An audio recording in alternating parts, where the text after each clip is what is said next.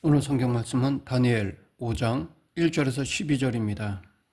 사람이 할 수 있는 가장 무모한 일은 무엇일까요? 그것은 하나님께 도전하며 하나님을 대적하는 것입니다. 그런데 만약 모르고 한 경우에는 회개하고 돌아오면 하나님께서 용서해 주십니다. 사도 바울이 그런 케이스였습니다. 내가 전에는 비방자요, 박해자요, 폭행자였으나 도리어 긍휼을 입은 것은 내가 믿지 아니할 때에 알지 못하고 행하였음이라.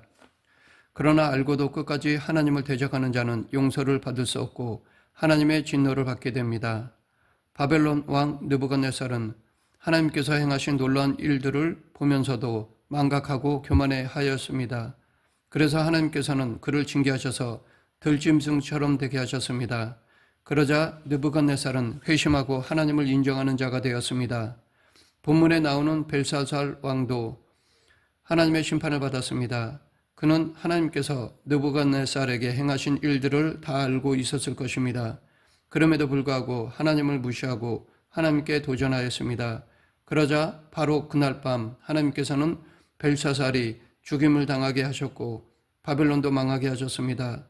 느부갓네살은 신바벨론 제국의 초대왕 나보폴리살의 뒤를 이은 신바벨론의 2대 왕입니다. 느부갓네살은 갈그미스에서 애굽을 격파하고 수리아와 팔레스틴을 정복하여 대제국을 건설하였습니다. 그는 또 큰 건축물들과 운하를 많이 건설했으며 44년 동안 바벨론 제국을 통치한 유능한 왕이었습니다.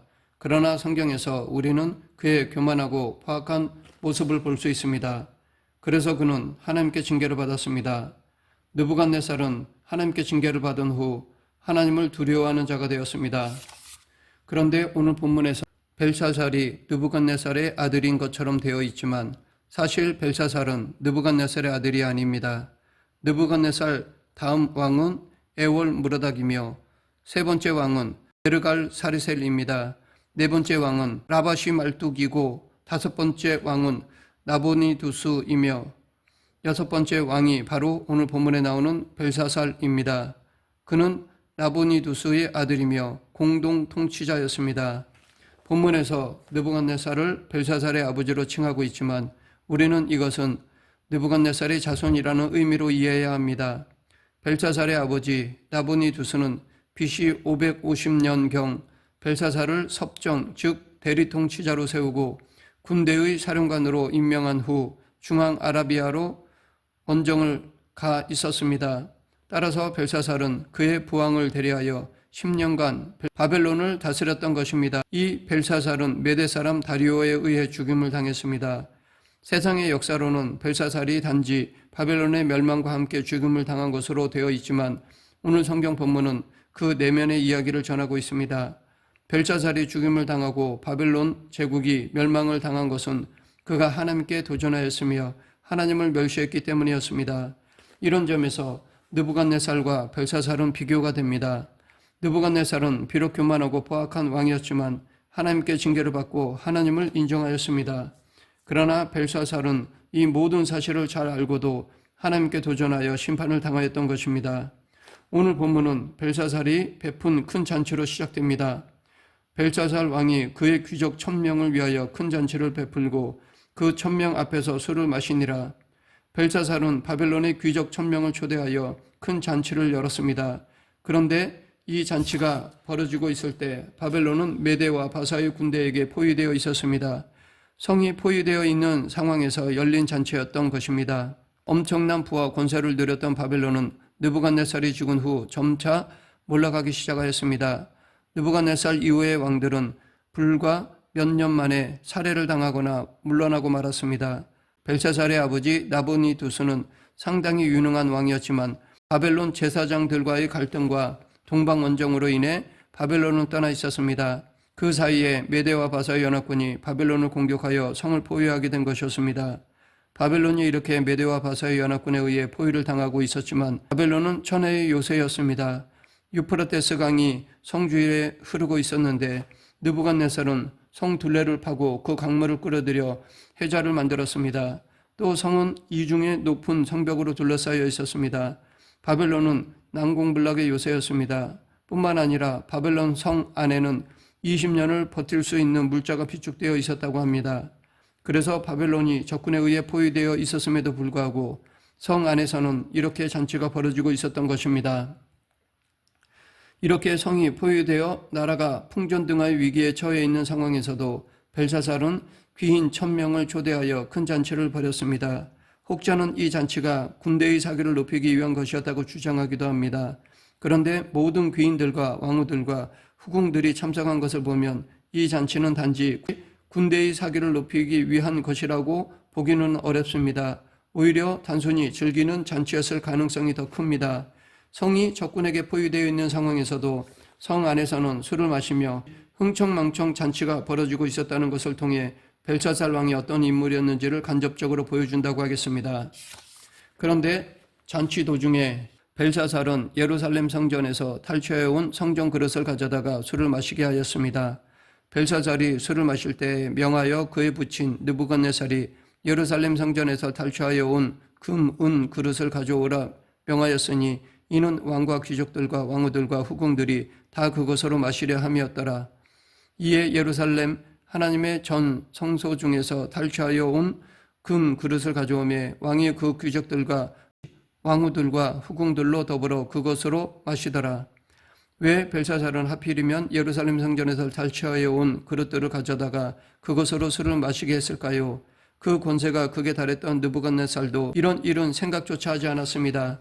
느부갓네살은 오히려 하나님을 두려워하며 찬양하였습니다. 반면에 벨사살은 정식 왕도 아니었습니다. 그의 아버지 나부니두스가 왕으로 있었고 벨사살은 아버지 대신 통치하고 있었던 섭정왕에 불과했습니다. 뿐만 아니라 벨사살은 뚜렷한 업적이나 능력도 나타내지 못한 사람이었습니다. 그런 그가 선왕들이 감히 생각지도 못한 일을 했던 것입니다. 벨사살은 아마도 성전의 기명들을 가져다가 술을 마심으로 자신의 배짱을 과시하려 했는지도 모릅니다. 벨사살은 사람들과 함께 예루살렘에서 가져온 하나님의 성전 기명으로 술을 마시며 자신들의 우상을 찬양하였습니다. 그들이 술을 마시고는 그 금, 은, 구리, 쇠, 나무, 돌로 만든 신들을 찬양하니라. 이것은 하나님을 멸시하는 일이요 하나님께 대한 도전이었습니다. 벨사살은 절대로 하지 말아야 할 일을 저지르고 말았던 것입니다. 이제 하나님께서 이 상황에 개입하시지 않을 수 없게 되었습니다.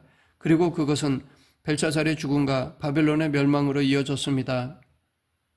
벨사살과 바벨론의 귀족들은 예루살렘 성전에서 탈취해온 금, 은 그릇으로 술을 마시면서 자신들의 신들을 찬양하였습니다. 그것은 지금까지 그 누구도 감히 해본 적이 없었던 일이었습니다. 그런데 바로 그때 놀랍고 두려운 일이 일어났습니다. 갑자기 사람의 손가락이 나타나 왕궁의 석회벽에 글자로 썼습니다. 그때 사람의 손가락들이 나타나서 왕궁 촛대 맞은편 석회벽에 글자를 쓰는데 왕이 그 글자 쓰는 손가락을 본지라.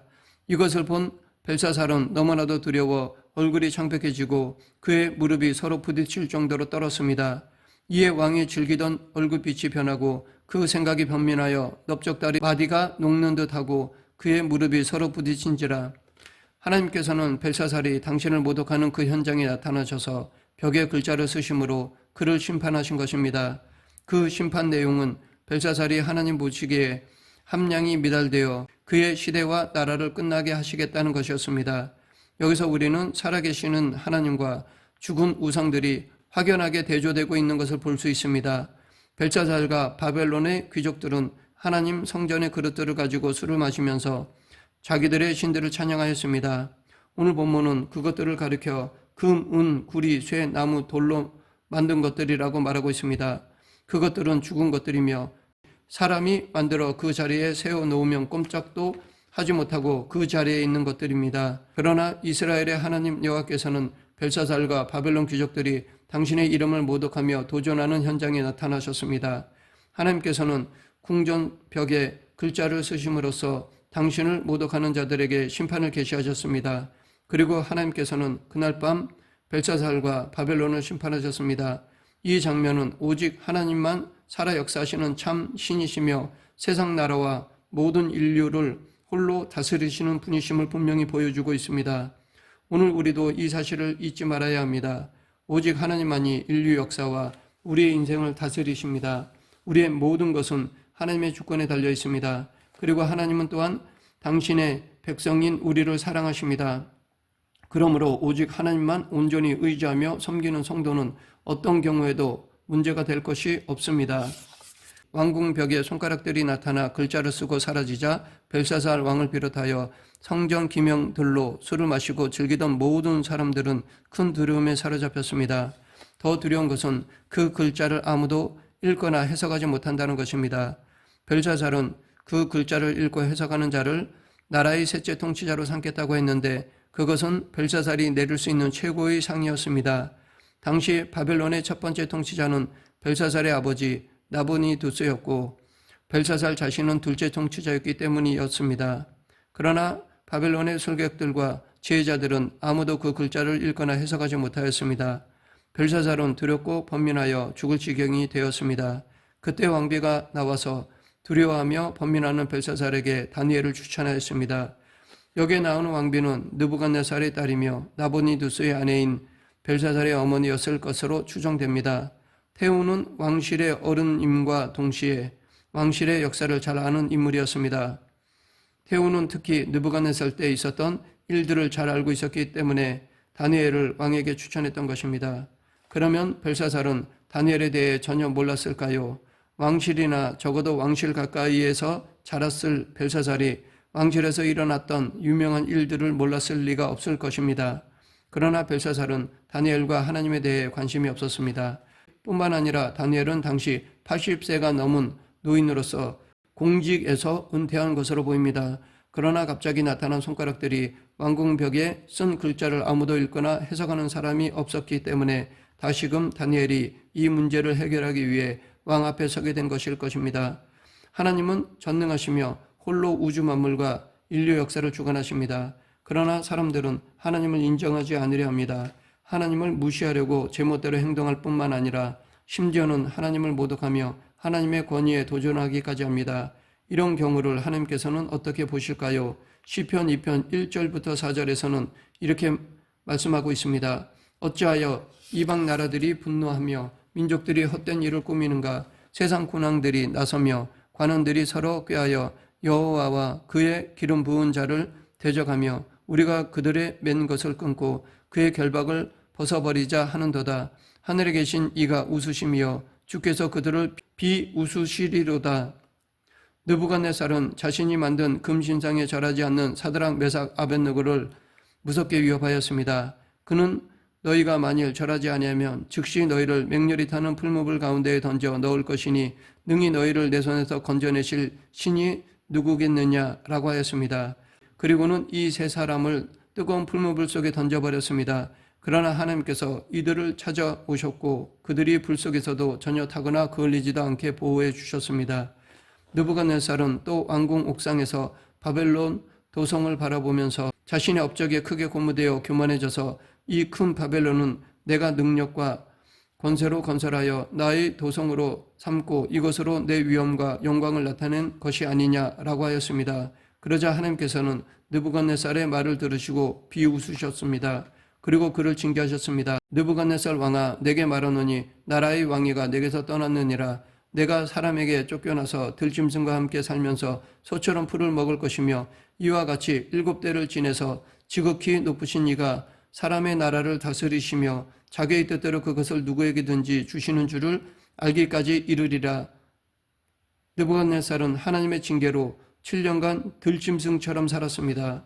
벨사살 왕은 바벨론의 귀족들과 함께 하나님 성전의 그릇들로 술을 마시면서 자신들의 신들을 찬양하였습니다. 하나님께서는 하늘에서 이것을 보시고 비웃으셨습니다.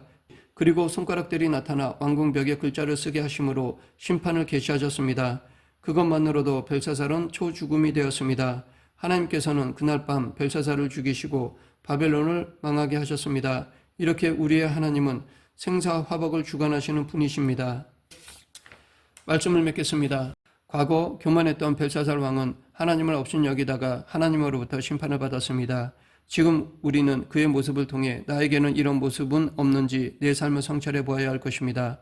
하나님 앞에서 겸손하며 살아계시는 하나님만 온전히 섬기고 있는지, 혹 하나님 앞에서 함부로 행하거나 제멋대로 살아가고 있지는 않은지 두려운 마음으로 겸손히 내 삶을 성찰해야 합니다. 우리 모두 하나님을 경외함으로 하나님의 은혜를 누리는 성도가 되길 간절히 축원합니다. 기도하겠습니다. 생사화복을 주관하시는 하나님 아버지, 하나님 앞에서는 겸손함, 경외함이 마땅한 것임을 잊지 않고 늘 조심하며 삶을 성찰하는 그리스도인이 되게 하여 주시옵소서. 예수님 이름으로 기도드립니다. 아멘.